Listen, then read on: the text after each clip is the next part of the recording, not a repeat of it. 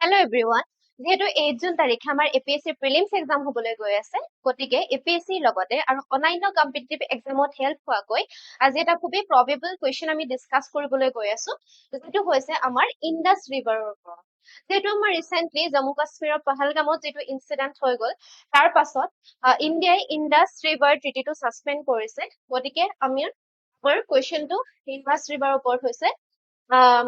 এইফালে আছে কলম 1 and কলম 2, আমি মেটচ কৰিব লাগে কলম 1 2 সৈতে, ঠিক আছে। সো ফাৰ্ষ্টটো হৈছে অৰিজিন মানে ইয়াতে ইণ্ডাছ ৰিভাৰ অৰিজিনৰ কথা কৈছে। গতিকে আমি ইণ্ডাছ ৰিভাৰ অৰিজিনৰ কথা যদি ক'বলৈ যাওঁ, তেতিয়াহ'লে আমাৰ হৈ যায় নিয়েৰ মানসৰোবৰ লেক তিব্বতৰ পৰা। মানে এইফালে যদি আমি মেপত অলপ চাওঁ, তেতিয়াহ'লে কৈলাশ মাউণ্টেইন ৰেঞ্জ আৰু মানসৰোবৰ ওচৰৰ পৰা যিটো গ্লেচিয়াৰটো হৈ গ'ল বখাৰচু গ্লেচিয়াৰ। এই বখাৰচু গ্লেচিয়াৰৰ পৰা আমাৰ ইণ্ডাছ ৰিভাৰখন অৰিজিনেট হৈছে। চ' আমি অপশ্যন এক মিলাম 4 সৈতে, ঠিক আছে। ত' এইফালে যদি আমি চাওঁ অপশ্যন A4 দুটা অপশ্যনত আছে, গতিকে আমি বি আৰু ডি এই দুটা আমি এলিমিনেট কৰি দিছো। নেক্সট আহিলে আমাৰ Indus river treaty. So' Indus river treaty, Indus water treaty যিটো হয়, এইটো আমাৰ ইণ্ডিয়া আৰু পাকিস্তানৰ মাজত চাইন হৈছিলে। কেতিয়া চাইন হৈছিলে? 1960।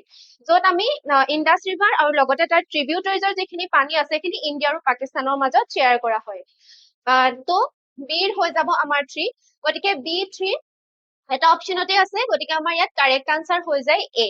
এতিয়া আমি চেনাব ৰিভাৰো চাই লওঁ। চ' চেনাব ৰিভাৰ হৈ গ'ল ইণ্ডাছ ৰিভাৰৰ largest tributary, left bank tributary হয়। চ' ইয়াক আমি মিলাম 1ৰ সৈতে, দেট ইজ মেজৰ ট্ৰিবিউটৰী হৈ যাব। এণ্ড কোৰ্চ থ্ৰু ইণ্ডিয়া, মানে ইণ্ডিয়াত কিমানটো জেগা ইণ্ডাছ ৰিভাৰে ফ্ল' কৰিছে যদি আমি চাবলৈ যাওঁ, তেতিয়াহ'লে মেপত যদি আমি চাওঁ, বখাৰচু গ্লেচিয়াৰ নিয়াৰ মানসৰোবৰ তিব্বতৰ পৰা ওলাই আমাৰ ইণ্ডিয়াত মেইনলি লাডাখ ৰিজনত, ইয়াতে আছে যিটো লাডাখ ৰিজনত আছে, আৰু জম্মু কাশ্মীৰত অলপমান হৈ এই ৰিভাৰখন কলৈ গৈছেগে? পাকিস্তানলৈ গৈছে। গতিকে ডি টোক আমি মিলাম কাৰ সৈতে? 2 সৈতে। গতিকে আমাৰ কাৰেক্ট আনচাৰটো হৈ গ'ল A। Thank U.